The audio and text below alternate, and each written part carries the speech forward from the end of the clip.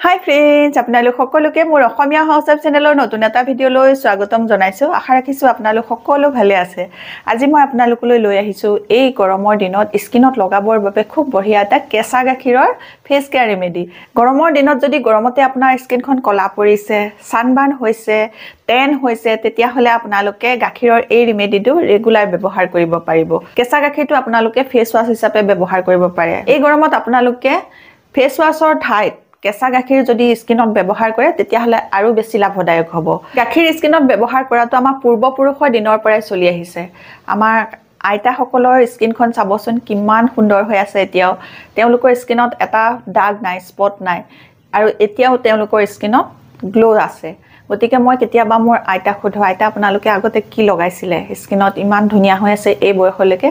তেতিয়া আইতাই কয় আমি গাখীৰৰ সৰ সানো, কেঁচা গাখীৰ মুখত লগাও আৰু লগতে নাৰিকল তেল লগাও, এনে ধৰণৰ বস্তুবিলাক লগাই তেওঁলোকে স্কিন কেয়াৰ কৰিছিলে। গতিকে আজিও তেওঁলোকৰ স্কিনখন খুব সুন্দৰ গ্লো আছে, স্কিনত দাগ নাই। আজি মই মোৰ এই ভিডিঅ'টোত আপোনালোকক কেঁচা গাখীৰ তিনিটা নিয়মেৰে স্কিনত লগাই দেখুৱাম। এটা ক্লিনজাৰ বনাই দেখুৱাম, এটা স্কাৰ্ব বনাই দেখুৱাম আৰু এটা ফেচ পেক বনাই দেখুৱাম। তে চাওঁ বলক কি কি উপায়েৰে কেনে ধৰণে কেঁচা গাখীৰ আমি আমাৰ স্কিনত লগাই স্কিনৰ পৰা পিগমেন্টেশনৰ দাগ, একনি পিম্পলৰ দাগ, সানবাৰ্ন, সান টেন লগতে বয়সৰ চাপো দূৰ কৰিব পাৰো। ইয়াৰ আগতে আপোনালোকলৈ এটা ৰিকুৱেষ্ট আছে, আপোনালোকে যদি মোৰ অসমীয়া হাউসৱাইফ চেনেলটোলৈ নতুনকৈ আহিছে বা নতুনকৈ চাবলৈ আৰম্ভ কৰিছে, আগতে সাবস্ক্ৰাইব কৰি থোৱা নাই তেতিয়াহলে সোনকালে মোৰ অসমীয়া হাউসৱাইফ চেনেলটো সাবস্ক্ৰাইব কৰিব। সাবস্ক্ৰাইব কৰিবলৈ হলে আপোনালোকৰ মোবাইলৰ স্ক্ৰিনৰ তলতে থকা সাবস্ক্ৰাইব বটনটো টিপি দিব। ওচৰতে এটা বেল থাকিব, বেলটো টিপি দিব। তেতিয়া মোৰ আহিবলগীয়া সকলোবোৰ ভিডিঅ' নটিফিকেশন আপোনালোকলৈ যাব আৰু আপোনালোকে বঢ়িয়াকৈ ভিডিঅ'সমূহ চাই থাকিবলৈ পাব। তে বলক চাওঁ কেঁচা গাখীৰ আমাৰ স্কিনত কেনে ধৰণে আমি লগাব পাৰো। এতিয়া মই আপোনালোকক প্ৰথমতে কেঁচা গাখীৰে কেনেকৈ স্কিনখন ক্লিন কৰিব পাৰি সেইটো দেখুৱাম। তাৰ কাৰণে মোক লাগিব অকণমান কেঁচা গাখীৰ এচামুচৰ জোখাৰে মই কেঁচা গাখীৰ ললো। এই কেঁচা গাখীৰৰ লগত এতিয়া মই মিক্স কৰিম অকণমান গোলাপ জল। গোলাপ জল লম আধা চামুচৰ জোখাৰে মই গোলাপ জল ললো। দুইটা বস্তু মিক্স কৰি লৈছো। মিক্স কৰি লোৱাৰ পাছত মই আনিছো এটুকুৰা কটন। এই কটন টুকুৰা ইয়াতে তিয়াই পেলাই মুখখন এনেকৈ মাসাজ কৰি ক্লিন কৰিম।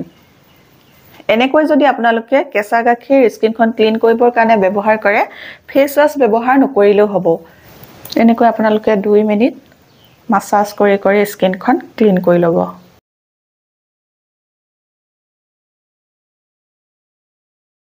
এতিয়া মই এখন টাৱেল তিয়াই ললো। তিয়াই লোৱাৰ পাছত মুখখন মচি লম। এতিয়া মই স্কিনখন ক্লিন কৰি ললো কেঁচা গাখীৰে আৰু ইয়াৰ পাছত মই স্কিনখন স্কাৰ্ব কৰিম কেঁচা গাখীৰে। কেঁচা গাখীৰ এয়া মই আকৌ এচামুচ লম। এচামুচ কেঁচা গাখীৰ ললো। এতিয়া মই এই কেঁচা গাখীৰৰ লগত মিক্স কৰিম এচামুচৰ জোখাৰে পিঠাগুৰি। এতিয়া মই কেঁচা গাখীৰৰ লগত পিঠাগুৰি দি ললো। দিয়াৰ পাছত দুইটা বস্তু মিক্স কৰি লম। মিক্স কৰি ললো। এটো খুব বঢ়িয়া এটা স্কাৰ্ব তৈয়াৰ হৈ গল। এই কেঁচা গাখীৰৰ স্কাৰ্বটোৱে এতিয়া মুখখন 3 পৰা 4 মিনিট মাসাজ কৰি স্কাৰ্ব কৰিব লাগিব। কেঁচা গাখীৰ আৰু পিঠাগুৰি এনেকৈ মিক্স কৰি মুখত লগাই ল'ব। লগাই পেলাই আপোনালোকে 3 পৰা 4 মিনিট লাহে স্কিনখন মাসাজ কৰিব। প্ৰেছাৰ নিদিব, লাহে আপোনালোকে মাসাজ কৰি স্কিনখন স্কাৰ্ব কৰিব। এনেকৈ স্কাৰ্ব কৰিলে স্কিনত লাগি থকা যিবোৰ ডেড স্কিন সেল, মৃত ছাল সেইবোৰ দূৰ হ'ব। লগতে স্কিনখন গ্লো হ'ব। স্কিনত যদি পিগমেন্টেশনৰ দাগ আছে, কলা দাগ, সান টেন, সানবাৰ্ন হৈছে, তেতিয়া হলে সেইসমূহ দূৰ কৰাত সহায় কৰিব। কেঁচা গাখীৰৰ এই স্কাৰ্বটো আপোনালোকে সপ্তাহত 2 বাৰকৈ ব্যৱহাৰ কৰিব পাৰিব আৰু যিটো মই কেঁচা গাখীৰৰ ক্লিনজিং কৰি দেখুৱালো, সেই ক্লিনজিংটো আপোনালোকে দিনটোত 2 বাৰকৈও ব্যৱহাৰ কৰিব পাৰিব।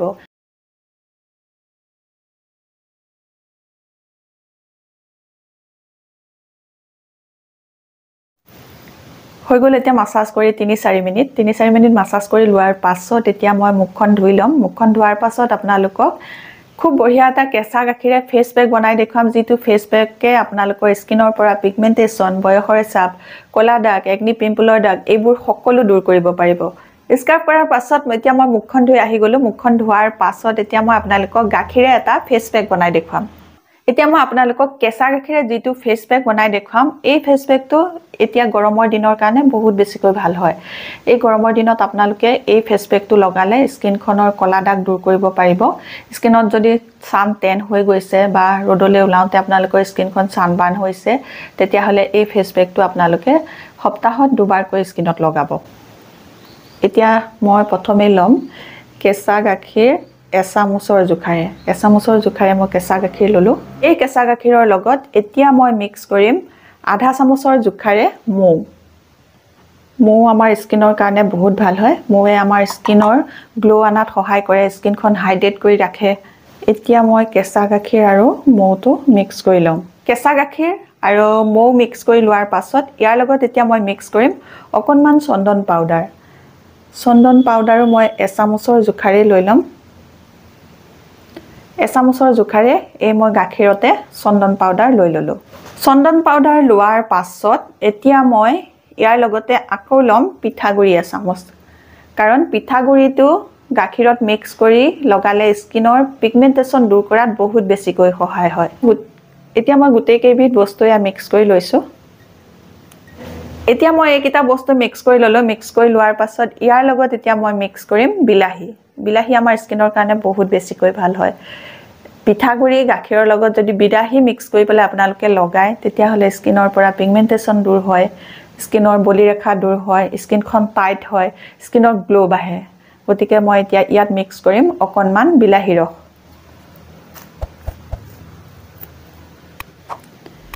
ইয়াতে এতিয়া মই মিক্স কৰিম অকনমান বিলাহী ৰস এচামুচৰ জোখাৰে বিলাহী ৰস হলে হৈ যাব মিক্স কৰি লৈছো বিলাহী ৰসটো ইয়াৰ লগত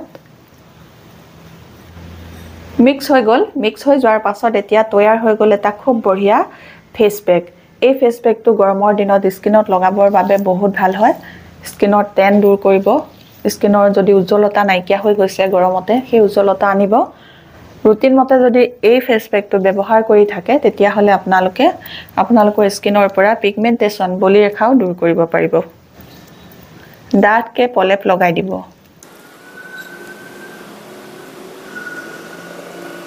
এতিয়া মই মুখত ফেচ পেকটো লগাই ললো লগাই লোৱাৰ পাছত মই এতিয়া 20 মিনিট এনেদৰে ৰাখিম 20 মিনিটৰ পাছত মই মুখখন ঠাণ্ডা পানীৰে ধুই দিম আপোনালোকেও সেইদৰে 20 মিনিট পাছত মুখখন ঠাণ্ডা পানীৰে ধুই দিব এই তিনিটা নিয়মেৰে আপোনালোকে স্কিনত কেঁচা গাখীৰ লগাবচোন আপোনালোকৰ স্কিনৰ বহুত সমস্যা দূৰ কৰিব পাৰিব আজি এই ভিডিওটো ইমানে আছিলে আপোনালোকে নিশ্চয় ভিডিওটো চাই ভাল পাইছে যদি ভাল পাইছে সোনকালে মোৰ অসমীয়া হাউচৱাইফ চেনেলটো সাবস্ক্ৰাইব কৰিব আৰু আপোনালোকৰ ফ্ৰেণ্ডৰ লগত এই ভিডিওটো শেয়াৰ কৰিব নতুন এটা ভিডিওৰ সৈতে নতুন এটা টিপছৰ সৈতে আপোনালোকৰ মাজলৈ আকৌ আহি আছো তেতিয়ালৈকে নমস্কাৰ আজিলৈ আহোঁ